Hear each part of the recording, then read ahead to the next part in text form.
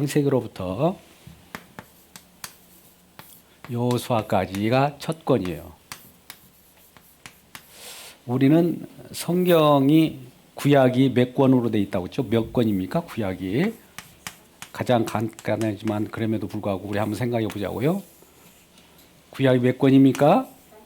예, 제가 여기 계속 써나가고 있으니까 이걸 읽으면 편하죠. 그러면 구약이 39권이 우리가 크게 이렇게 분류할 수 있어요. 역사와 체험이라고 할까요? 체험 혹은 또 예언서가 있습니다. 선지서가 예언서죠. 이렇게 세 파트로 구분할 수 있는데 체험서는 우리가 이제 시가서라고도 하고 여기에는 5권이 있습니다. 욥기서라든지 시편이라든지 잠언, 전도, 아가서 이런 부분을 이제 5권으로 놓을 때 양쪽 개는 역사서가 17권이고 예언서가 17권입니다. 이 역사서를 우리가 쉽게 외우면 좋겠어요. 이거는 우리가 자꾸 반복하면 쉽게 외워집니다. 창출, 레민싯, 수산노, 사망, 대슨, 의예. 끝이에요. 우리가 이 역사서 17권을 우리가 생각할 수 있고 또 예언서 있습니다. 예언서는 이사야로부터 말라기까지 사람에게 일단 호요람, 오병미, 나학습, 학습말 17권이에요. 이렇게 보시면 되고 이 체험서는 욥시, 잠전하. 그러니까 이 부분은 우리가 익숙하게 성경 목록가를 외워도 좋고 찬양을 하면서 그것을 외워도 좋습니다만 이 기본적으로 이 39권에 관해서는 조금 우리가 외워서 같이 습득을 해야 됩니다. 성경 신앙을 하는 사람 중에 구약의 39권이 어느 책입니까? 이렇게 물어봤을 때 누구라도 설명을 해줘야 돼요. 자녀들한테도 설명해야 되고 전도할 때도 어떤 믿지 않는 자들이 성경이 무엇입니까? 뭐에 대한 책입니까? 이렇게 할 때 그리스도 예수에 관한 책이라고 말씀하면서도 구약은 몇 권이 되어 있는데 이와 같이 나눠져 있다. 39권에는 이와 같이 되어 있다라 정도는 알려주는 것이 좋아요. 그리고 신앙을 오랫동안 해왔기 때문에 쉽게 우리는 이것을 알 수 있을 거고 그 중에서도 이제 창세기로부터 여호수아까지를 이제 첫 권으로 만들어 놨단 말이죠. 그러면 이곳에서 어떤 그 내용이 나와 있는가를 큰 구도로 잡아볼 필요가 있습니다. 자, 우리 창세기를 처음에 한번 여기를 보자고요. 창세기, 그 다음에 출애굽기, 레위기, 민수기 이렇게 되어 있는데 창출, 레, 민, 신명기까지 이걸 이제 모세오경이라고 합니다. 모세오경을 우리가 알고 여호수아는 가나안 땅으로 진입할 때 여호수아가 예수를 나타내는 겁니다. 이 모세오경으로부터 예수로 건너뛰는 그 일이 벌어질 텐데 일단 모세오경은 창출, 레민, 신까지예요. 그리고 여호수아 요단강을 건너서 여호수아가 진입하게 되는데 이 창출, 레민, 신을 알 때 가장 먼저 첫째기 우리가 창세기지 않습니까? 창세기를 시작할 때 창세기의 근본 내용들은 뭐예요? 창조죠. 하나님이 세상을 창조하시니라. 또 이것을 요한복음 1장 1절에는 태초에 말씀이 계셨는데 말씀이 이 세상 만물을 그 없이 지음받은 것이 하나도 없다. 그가 없이는 이라고 할 때 말씀이신 하나님이죠. 예수님 없이는 이 세상이 창조되지 않았다는 것을 말씀하고 있고요. 그러면 창세기에는 처음에 창조가 나올 거 아니겠어요? 창조. 우리 복습하는 생각을 해보시죠. 그럼 타락이라고 있습니다. 타락. 창조된 아담과 하와를 잘 조성해 놨는데 이들이 범죄함으로 타락을 했어요. 부패했어요. 타락하면 그 타락한 대로 내버려 둡니까? 그 타락한 자손들이 계속 타락에 타락, 죄는 죄를 낳는단 말이죠. 그러면 그것을 지켜보던 하나님 입장에서는 마음이 심히 괴롭죠. 그러면 이것이 잘못됐다는 것을 뭔가를 일침을 놔줄 필요가 있어요. 그래서 심판을 하게 되는데 그걸 홍수로 심판했습니다. 홍수로 심판했는데도 불구하고 이들이 또 깨닫지 못해요. 그래서 안 되겠다 흩어버려요. 흩어버리는 것을 이제 바벨이라고 그래요. 바벨. 우리는 바벨탑이 있는데 바벨탑을 이렇게 흩어버리는 것을 바벨이라고 합니다. 그래서 흩어져서 이제 여기저기 흩어져 사는 사람들이 돼버린 거예요. 흩어졌어요. 이제 여기까지가 이제 창세기의 내용들로 이제 나타나는 첫 부분입니다. 그러면 여러분 창조에 있어서 첫 부분 한번 보세요. 창조는 어떻게 창조했을까요? 말씀으로 창조했는데 창세기 1장 1절에는 이렇게 처음에 뭘 창조합니까? 두 번째 뭘 창조하죠? 빛이 있으라며 빛이 있었고, 그죠? 첫 번째, 첫째 날이라. 두 번째는 궁창에 위에 물과 아래 물, 궁창 위에 궁창을 만들었어요. 궁창이 위에 물과 궁창 아래 물을 만들었어요. 세 번째는 뭘 창조했습니까? 땅, 바다. 그 다음에 그 속에서 땅 위에 있는 식물을 씨 맺는 나무, 채소를 이렇게 만들었죠. 그러면 첫 번째, 두 번째, 세 번째는 어떻게 보면 이런 공간이에요. 공간을 딱 만들어 놓은 거예요.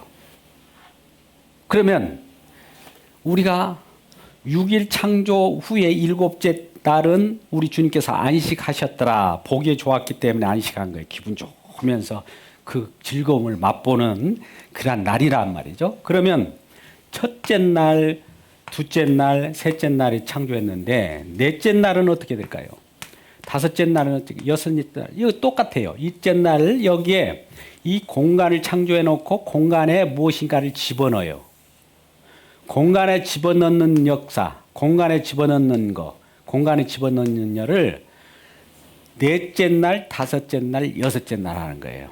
자, 빛을 창조하면 빛에 그 속에 들어가야 될 그 내용물이 있을 거 아니에요.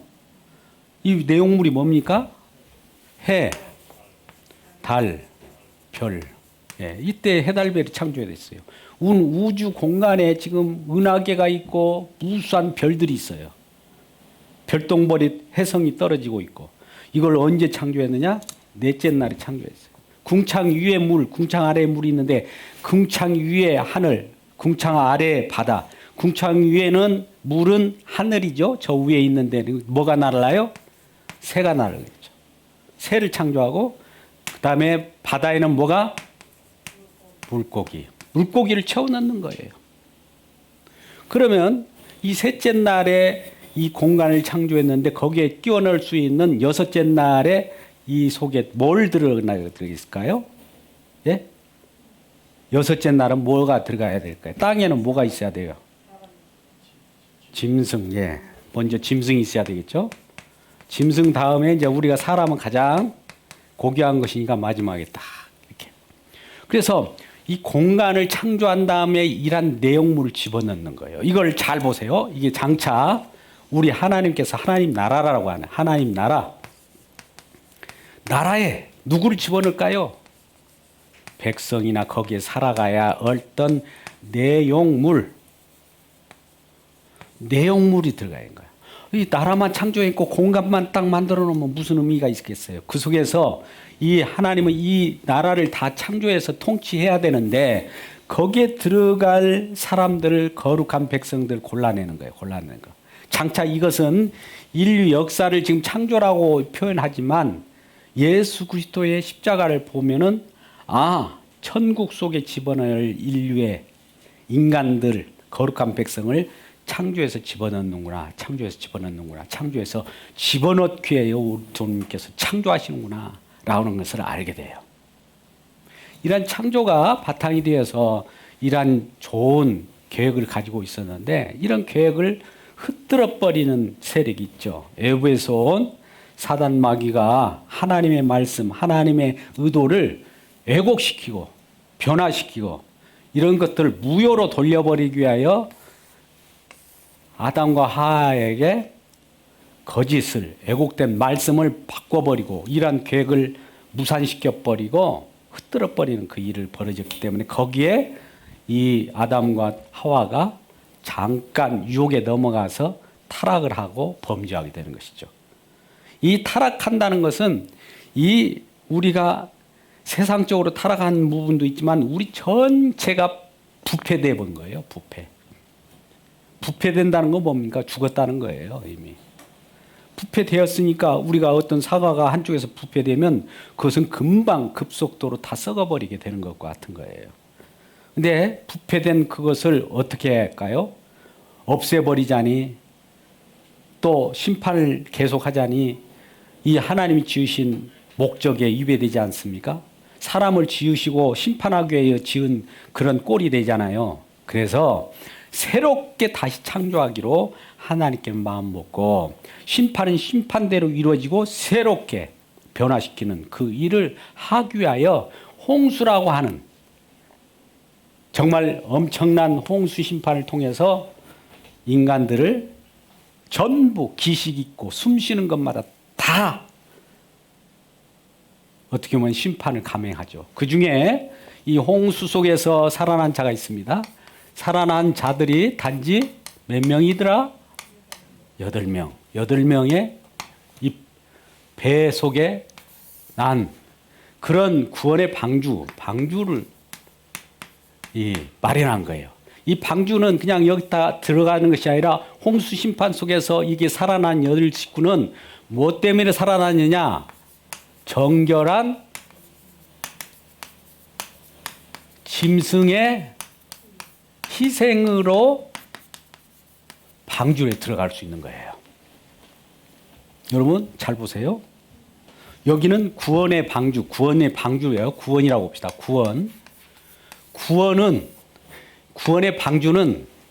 구원의 방주를 믿으면 구원받습니까? 아니면 정결한 짐승의 희생을 믿어야 구원의 방주에 들어갑니까?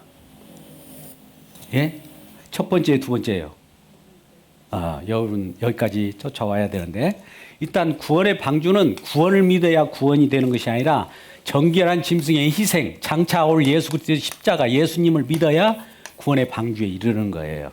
구원의 방주는 이미 하나님 나라를 예비해 놓고 우리 주님께서 그곳에 우리로 하여금 들어가게 하는 거예요. 누가복음 4장 43절에서도 이 부분을 하나님 나라라고 하는 구원의 방주를 마련해 놓고 하나님 나라는 어떻게 들어가느냐? 하나님 나라를 믿음으로 하나님 나라에 들어가는 것이 아니라 하나님 나라는 어떻게 들어갈까요? 너무나 간단하잖아요. 하나님 나라를 들어가려고 하면 천국에 어떻게 해야 들어가요? 예수 믿어야 들어가는 거예요. 예수의 희생, 십자가를.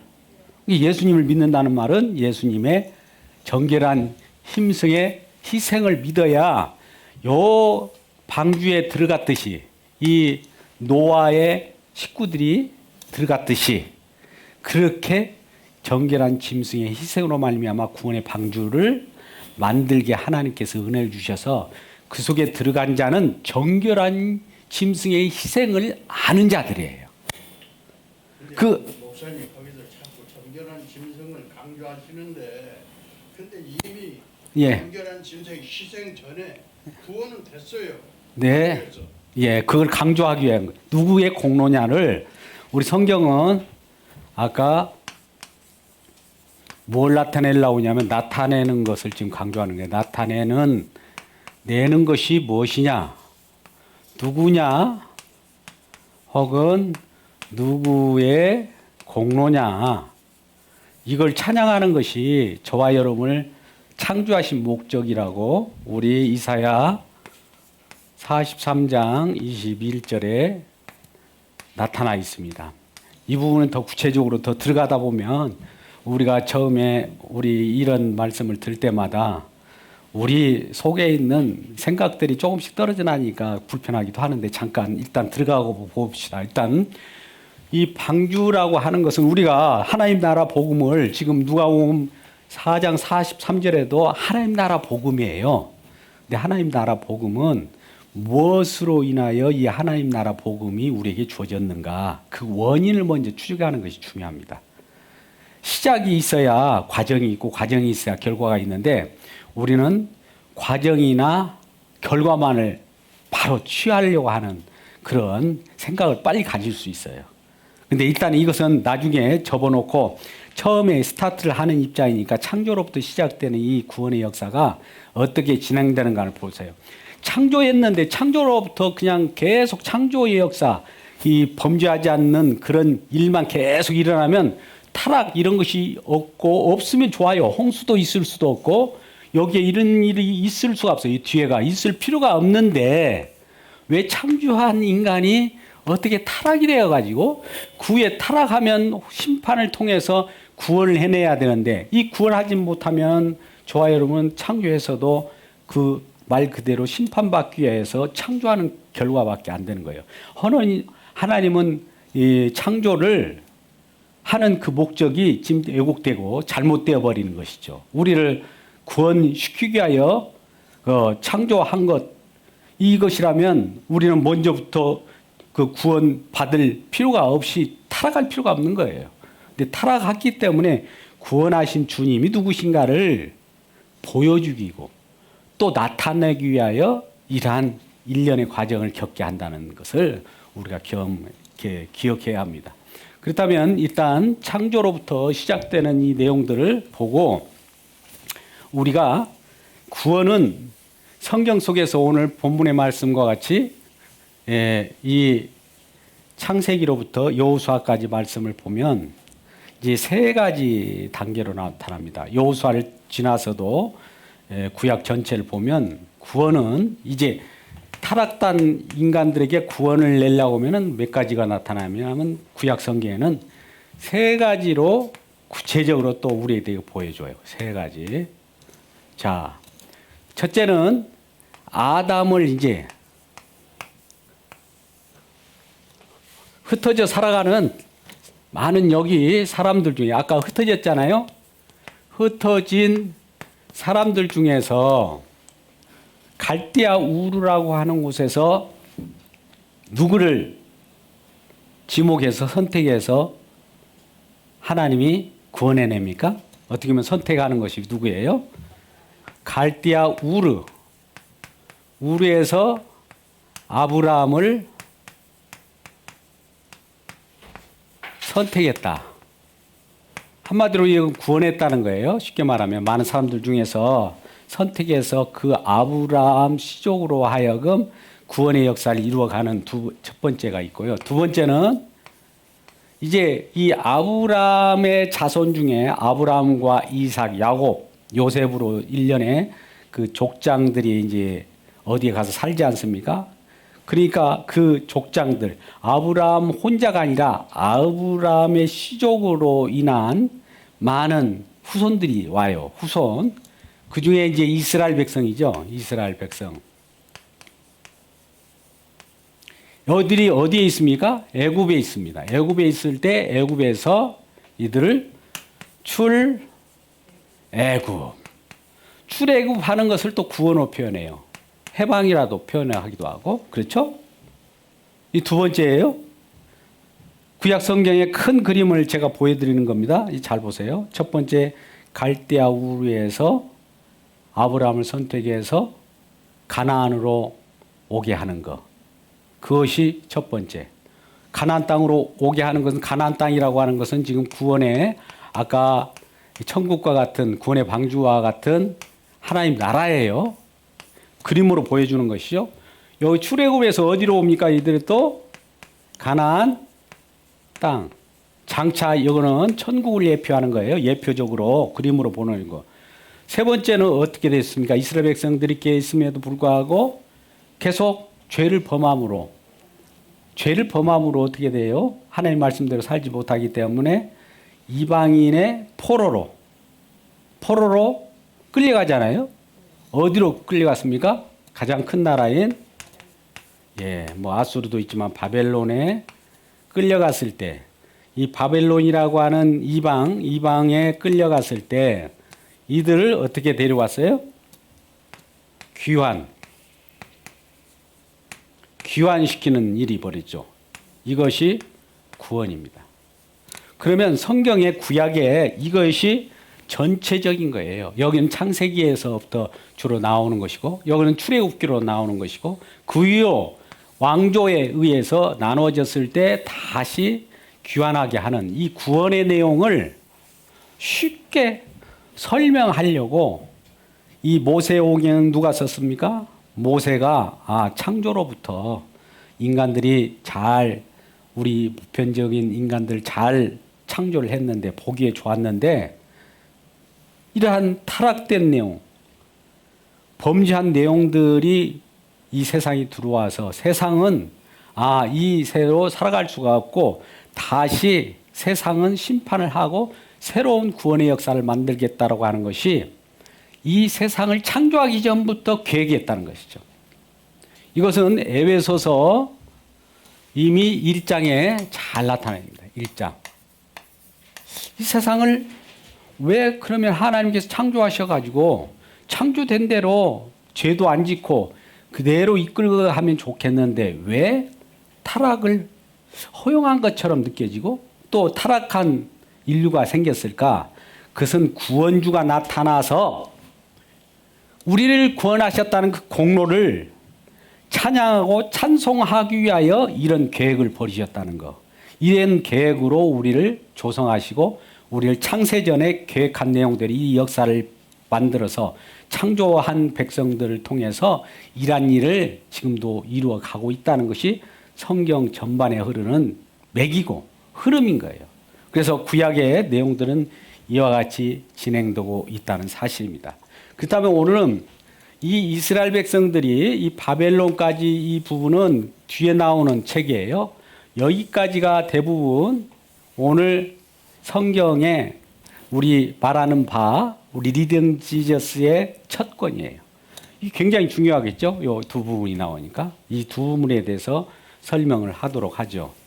지난번에 한번 그림을 그렸는데 그림을 우리가 잘 한번 몇 번씩 눈으로 그려보는 것도 중요합니다. 실제로 용기가 있다면 한 번씩 그려보는 것도 좋아요. 자, 우리 그 가나안 땅을 이슈해 가지고 그 주변의 환경을 잠깐 보도록 하죠. 이걸 가나안이라고 봅시다. 가나안 장차 지금 구원의 방주와 같은 천국의 예표예요. 가나안 땅에 있을 때 가나안 땅에 보면은 이제 그 옆에 뭐가 있냐면은 우리가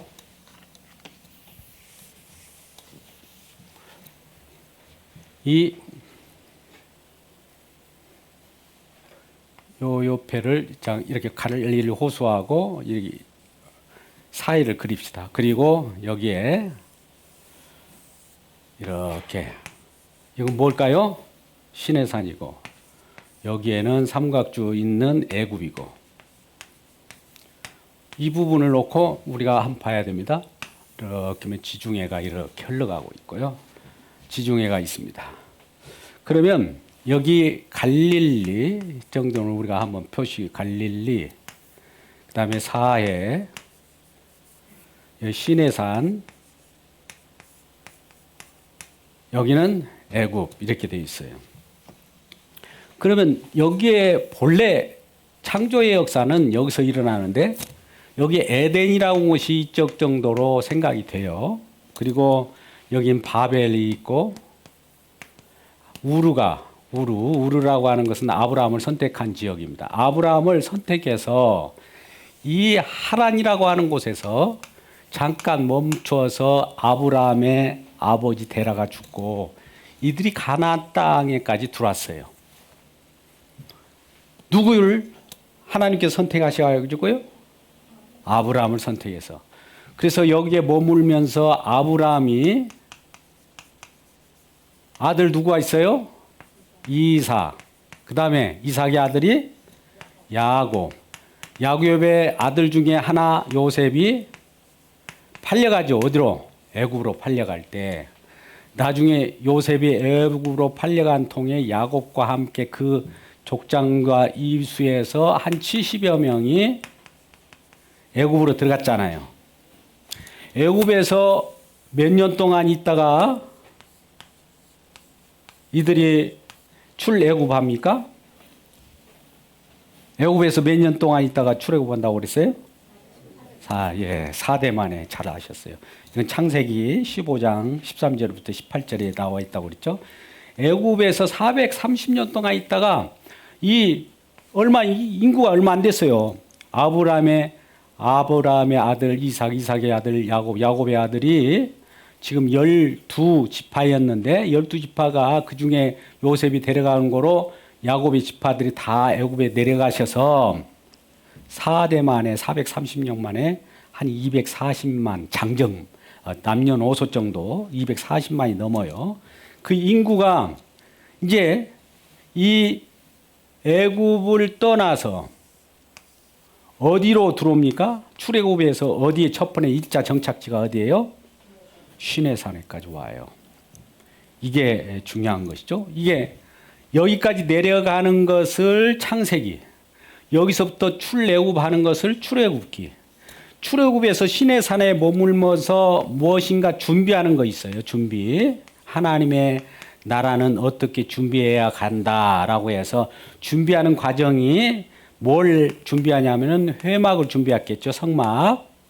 그 다음에 회막을 준비하려고 하면 거기에 대한 정결법이라든지 절기라든지 정결법, 제사법, 절기를 이 레위기에 기록되어 있습니다. 레위기를 이 시내산에서 머물고 있는 1년 동안에 다 준비해요.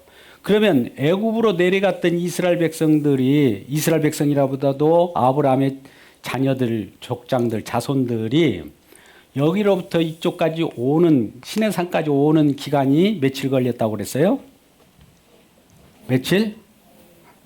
물론 45일로 되어 있지만 시내산에 와서 뭘 받았습니까? 십계명을 받을 테니까 출애굽을 한 뒤로 50일째 될 때 뭘 받았다고 그랬어요?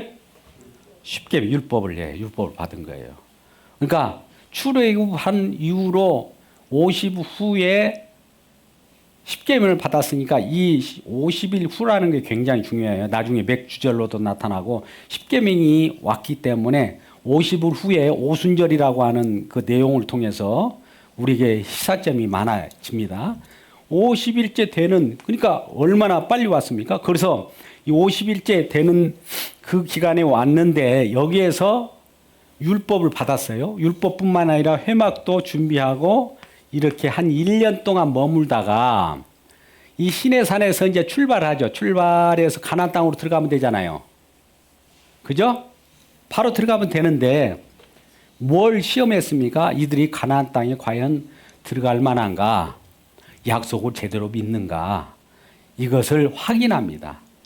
그래서 12지파들의 리더들을 뽑아가지고 이 가나안 땅을 이곳에서 가네스 바네아라고 하는 가네스 바네아에서 12명의 정탐꾼을 이곳에 보내요. 보내고 와서 보고하는 내용이 뭐예요? 있는 사실 그대로 얘기했어요.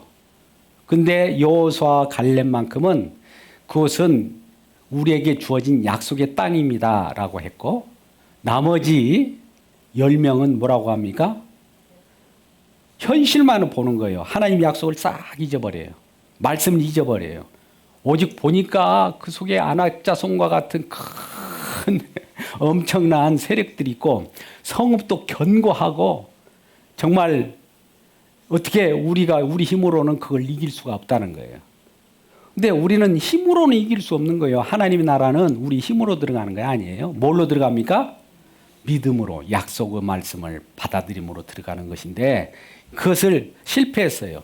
그래서 40일 동안에 이 정탐을 해서 이 실패한 거로 40년 동안을 이제 이들이 뭡니까? 이 광야에서 시험을 받게 돼요.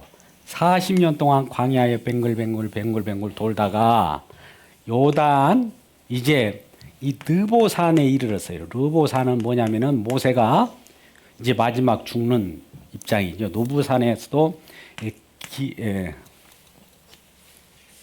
르보산에 도달했을 때 여기 신명기가 여기에서 이제 나타나는데 신명기는 여기에서 시내산에서 든 율법과 주신 목적을 다시 한번 상기시키고 신명기라고 하는 거듭이라고 하는 뜻이 있어요. 우리 신자가 거듭신입니다. 거듭 다시 한번 상기해서 이 모세는 느보산에서 죽고 그 다음에 이 요단강이라고 하는 것을 건너서 다시 가나안 땅으로 들어가게 한 거예요. 자, 이 그림이 좀 복잡해졌는데요. 자, 첫 번째 갈대아 우르에서 아브라함을 선택해서 하란이라는 곳을 지나서 가나안 땅에 왔는데 가나안 땅에 본래 온 목적대로 와 있어요. 거기에서 여러 가지 먹고 마시는 것이 쉽지 않으니까 애굽으로 식량을 구하러 내려갔던 그 관계로 이 아브라함의 자손들이 애굽으로 들어갔어요. 애굽에서 430년 만에 그 인구가 240만 이상의 인구로 팽창해서 그 애굽에 있을 때 바로라고 하는 세상 임금 있죠. 세상 신이죠. 세상 신의 압제 아래, 포갑 아래에 있다가 이 하나님께서 계획된 대로 이들을 끌어내는데 출애굽하는데 애굽하는데 뭐 때문에 출애굽하는 그냥 꺼내주는 것이 아니라 여기에서도 뭐가 있었습니까? 유월절 어린 양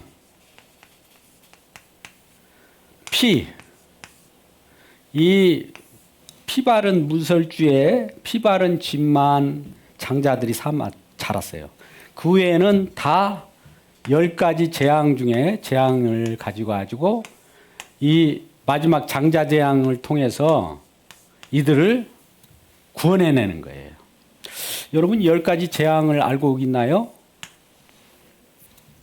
이것도 한번 알아보는 게 중요해요. 우리 창세기를 읽으면 피, 개구리,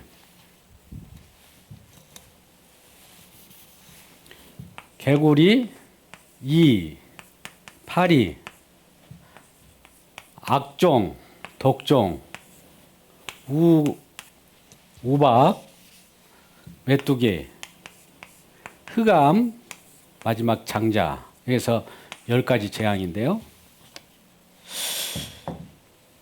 피계, 리파, 악독, 우매, 흑장, 장자 재앙을 통해서 어린 양이 희생을 당해요.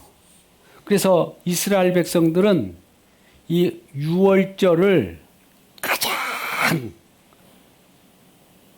유월절 지키는 것을 목숨처럼 왜? 유월절 어린 양의 희생으로 자기들이 유월이라고 하는 것은 패스오버 살아났다 이거예요. 패스오버 죽음으로부터 뛰어넘었다. 죽음의 사자가 그 집을 넘어가 버린 거예요. 살려놓고.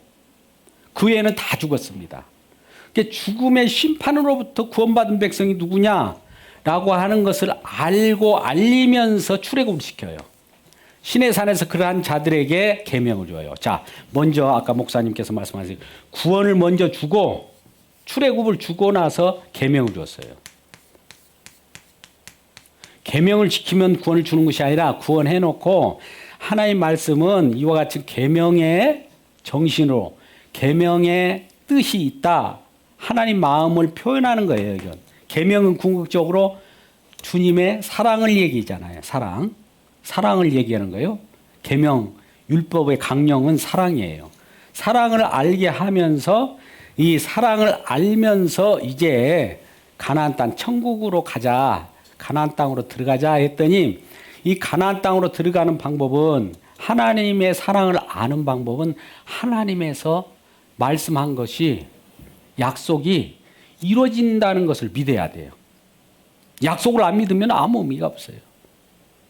성경 그래서 언약, 약속이란 말이 많이 나와요. 그래서 약속의 말씀을 듣고 그 속에 약속의 말씀을 간직하고 들어가야 그 약속을 내놓아야 될 거 아닙니까? 그러면 주님께서 이와 같이 우리를 권하시기로 약속했습니다. 주님의 약속은 이와 같이 우리에게 변함없는 사랑으로 나타났습니다. 라는 것을 보여주면 오케이, 너는 가나안 땅의 시민이야. 가나안 땅에 살 수 있어라고 하는 것을 허용하는 거예요. 그래서 결과적으로 이러한 시내산에서 그러한 것을 다 준비하고 레위기의 정결법과 제사법 절기를 알고 쭉 40년 동안에 방황하다가 이제 이 신명기 르보산에 와서 다시 한번 이 율법을 주신 목적을 이걸 해석해 줘요. 누가요? 모세가 마지막 해석해 줘요.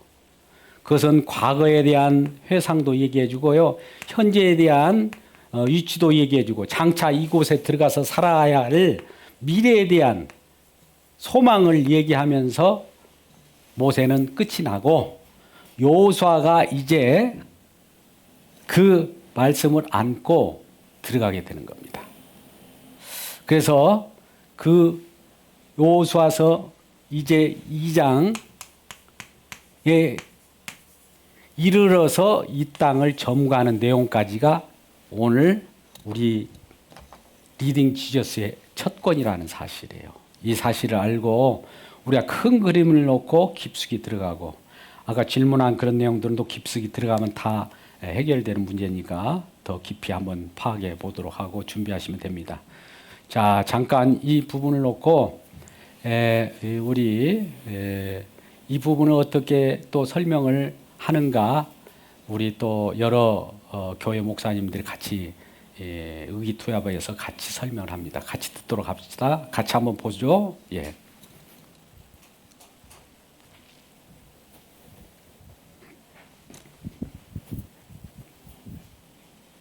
네, 안녕하세요. 그리스도 중심 성경 읽기를 시작하신 분당우리교회 성도 여러분, 저는 창세기 1장부터 15장을 설명할 시건교회 이정규 목사입니다.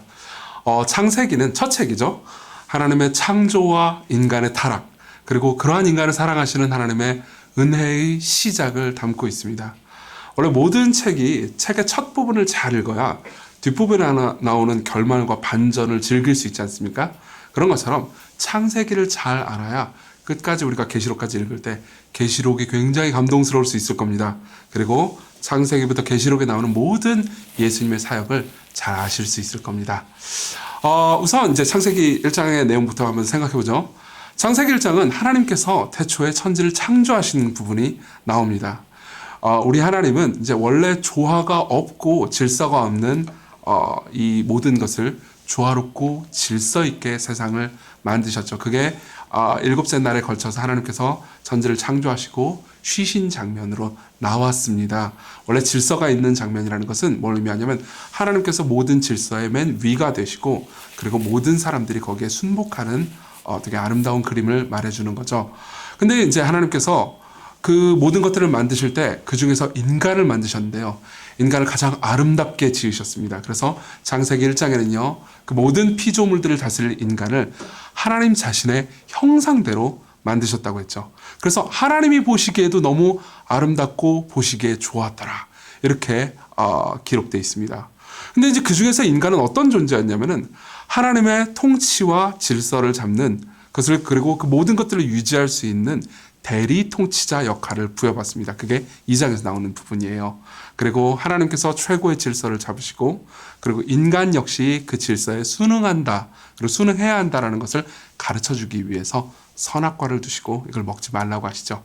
그건 뭘 의미하냐면 오직 하나님만이 선이 무엇이고 악이 무엇인지 무엇이 옳고 무엇이 그른지 무엇이 가치롭고 무엇이 가치롭지 않은지 결정하시는 분이고 모든 인간과 모든 피조물은 그 결정을 따를 때만 행복하고 기쁠 수 있다는 의미였습니다. 그렇지만 3장으로 넘어갈 때 인간이 타락하는 장면이 나옵니다. 사탄이 인간에게 꼬드기는 내용은 이거였어요. 선악과를 따먹어라. 이 말의 핵심은 너도 하나님이 될 수 있다. 네가 모든 질서의 최고가 될 수 있다. 네가 무엇이 옳은지 그른지 결정할 수 있다고 말하는 것과 똑같았죠. 그리고 아담과 하와는 선악과를 따먹음으로써 내가 하나님의 기준을 따라야 된다고? 아니 내가 기준을 만들겠어 라고 선언한 것과 똑같았죠. 그렇지만 3장 밑부분 그리고 4장 5장으로 넘어가면 그 죄를 지은 하나님께 도전한 죄를 지은 결과가 나오는데요. 그 결과는 너무너무 비참했습니다. 4장에 보면요. 죽음이 시작됩니다. 사실 죽음의 본질은 하나님과의 분리거든요. 인간이 에덴 동산에서 쫓겨나고 하나님과 분리되고요. 그리고 동생을 형이 죽이는 장면이 4장에 나옵니다. 그리고 부모가 자식을 죽이는 장면이 4장 후반부에 나오고요. 그리고 5장으로 넘어가면요. 계속해서 죽음이 반복됩니다. 여러분들 5장을 보시면요. 거기에 보면 이제 족보가 나와 있는 걸 알 수 있거든요. 그 족보에 나오는 많은 사람들은 아주 오래 삽니다. 막 900 몇십 년 이렇게 살죠. 그렇지만 그들이 오래 살기는 하지만 모두 죽었더라, 죽었더라, 죽었더라. 그렇게 끝납니다. 그래서 6장으로 넘어가면요. 하나님께서 사람의 창조를 한탄하시고 슬퍼하시는 장면이 나옵니다. 그래서 하나님께서 결심하십니다. 한 의인과 그 가족들 그리고 짐승들을 보존하시고 모두 심판해야겠다고요. 그래서 어떻게 됩니까? 하나님께서는 의인 노아와 그의 가족 그리고 짐승들을 택해서 방주를 통해서 구원하시고 모두를 홍수를 통해서 심판하시죠. 그럼 우리는 이렇게 생각할 수 있습니다. 의인들만 남았으니까 이제 그다음부터 세상이 더 나아지지 않았을까? 근데 그렇지 않습니다. 이후 6장부터 10장의 이야기는 노아 의인, 그쵸? 의인 노아와 그 자손들마저도 타락하고 죄로 인해서 오염돼서 고통스러운 세상을 만드는 과정이 나옵니다. 결국 11장에서 인간은 바벨탑을 쌓고 하나님께 또 도전하죠. 그들 역시 내가 하나님의 기준을 따라야 한다고 나도 내 기준을 만들어서 하나님과 동등하겠어 라고 선언한 셈이죠. 그게 바벨탑 사건의 이야기입니다. 1장부터 11장의 내용은 간단하게 요약하자면요.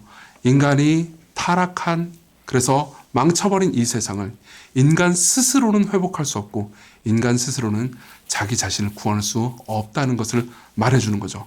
그럼 이제 우리는 물어볼 수 있습니다. 그럼 인간에게 소망이 없는 걸까요? 인간에게는 어떤 소망이 있는 걸까요? 사실 하나님께서는 소망을 둘 수 있는 말씀을 이미 하신 적이 있습니다. 3장에 보면은 아담이 타락했을 때 하나님께서는 아담을 유혹한 뱀을 향해서 이렇게 말씀하신 적이 있어요. 여자의 후손이 나타날 것이다. 여자의 후손이 네 머리를 밟을 것이다. 라고 말씀하신 적이 있습니다.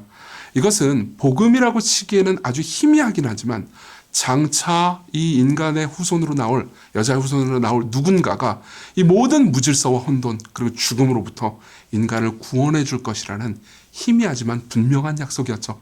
그리고 하나님께서는 일하시기 시작합니다. 11장에 인간의 타락의 극을 보여주신 다음에 하나님께서는 한 사람 아브라함을 부르시죠. 아브라함에게 하나님께서는 사망을 약속하시는 것이 아니고 복을 약속하십니다. 아브라함은 그 이후로 순종을 하기도 하고 죄를 짓기도 하지만 그리고 넘어지기도 하지만 하나님께서는 아브라함을 버리지 않고 계속해서 인도하시죠. 왜냐하면 아브라함이 잘했기 때문이 아니고 하나님께서 아브라함이 순종할 수 있도록 이끄셨기 때문입니다. 그리고 15장에는요. 대단히 아름다운 장면이 하나 등장합니다. 하나님께서는 아브라함한테 명령을 하세요. 짐승을 잡아라. 짐승을 잡아서 반으로 찢어서 쪼개서 그리고 놓으라고 말씀하시고요. 그 사이를 하나님이 홀로 지나가십니다. 아브라함은 지나가지 않고 쳐다만 보고 있죠. 이것은 뭘 말하냐면 고대 근동의 계약식입니다. 원래 계약식에서는 계약의 양 대상자들이 계약을 맺고 짐승을 잡아서 쪼갠 다음에 그 쪼갠 사이를 둘이 같이 지나가거든요. 무슨 의미냐면 둘 중에 하나라도 약속을 지키지 않으면 쪼개서 죽여버리겠다는 의미였죠.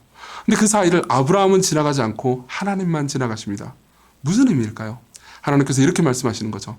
네가 만일 약속을 지키지 않는다면 내가 쪼개지겠다. 그리고 내가 만일 약속을 지키지 않아도 내가 쪼개지겠다. 이렇게 말씀하시는 거였습니다. 사실 우리가 약속을 잘 지키면 복을 주겠다고 말하는 신들은 많지만 우리가 약속을 어긴다 하더라도 우리에게 복을 주겠다고 약속하는 신은 없죠. 당연히 이 이외에도 아브라함을 비롯한 인간들은 때로 순종하기도 하지만 불순종하기도 합니다.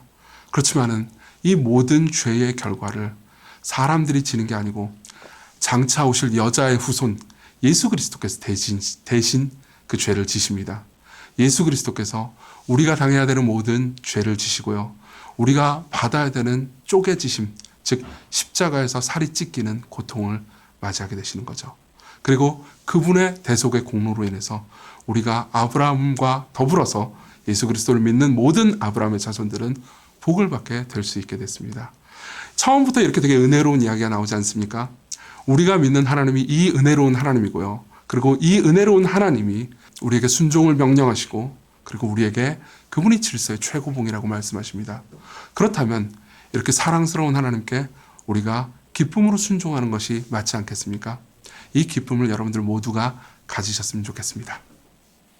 자, 오늘은 두 번째 그 장면은 우리 그 카톡으로 좀 보내드리기라고 시간이 좀 많이 오버됐으니까 이 이런 영상을 일주일에 2편씩을 이 가족 교제 팀장이 보내드릴 거예요. 그러면 그걸 보시고 또 성경을 읽어가면서 궁금한 점 같은 경우는 이제 소그룹 교제 나눌 때 같이 나누시면서 거기서 또 해결이 안 되면 이제 저한테 같이 또 오셔가지고 같이 나누면 좋을 것 같아요.